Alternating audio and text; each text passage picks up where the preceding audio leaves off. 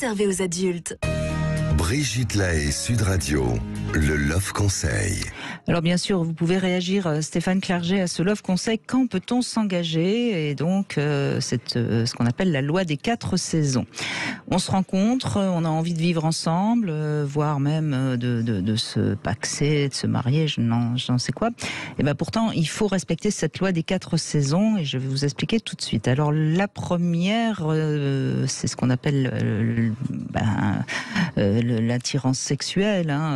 C'est vrai, c'est en général comme ça que démarrent aujourd'hui les couples. Et on le sait, ça suffit pas à faire durer une histoire d'amour, le sexe. Ça peut démarrer très très fort, mais c'est pas forcément. Donc il faut laisser passer un peu de temps pour être sûr qu'il y a d'autres points communs entre vous et pas uniquement la sexualité. On considère qu'il faut laisser 1 an, c'est un laps de temps minimum. Et c'est vrai qu'on peut comprendre tout ça par le symbole des 4 saisons. On sait que le printemps, c'est la sève, la sève qui pousse les plantes à fleurir, etc. Et ça, c'est ce qui symbolise notre libido au beau fixe. Ensuite, il y a l'été. Alors là, le soleil brille, on voit l'autre dans ce qu'il a de meilleur. C'est le moment où on est aveuglé, si je puis dire. On sait que l'amour rend aveugle et que c'est la réalité qui lui permet d'ouvrir les yeux. Alors ensuite, il y a l'automne. Alors l'automne, c'est évidemment les premières feuilles qui tombent, et donc c'est les premières désillusions d'une histoire d'amour.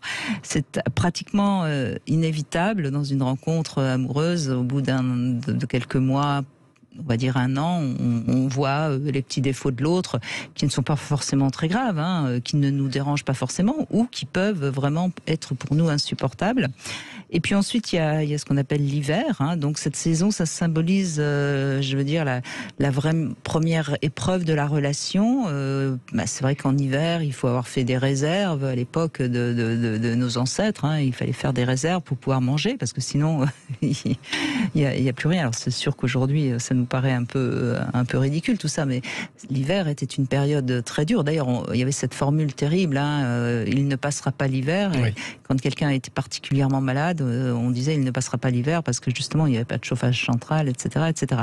Donc l'hiver, c'est dans un couple, c'est la première épreuve de la relation. Et si on passe ces 4 saisons, si je puis dire, et que la relation est encore là, eh bien elle a toutes les chances de durer. Et à ce moment-là, on peut s'engager. Voilà.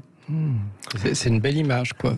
C'est un peu l'année de fiançailles, quoi, avant le mariage. Oui, d'ailleurs, c'est drôle parce que c'est quelque chose qui n'existe pratiquement plus, les fiançailles. Oui. Et pourtant, je trouve que c'était pas mal. Ça permettait de donner la notion de l'engagement aux deux partenaires, et puis de voir si, justement, avec cette notion d'être engagé, on avait envie de continuer et donc de se marier ou pas.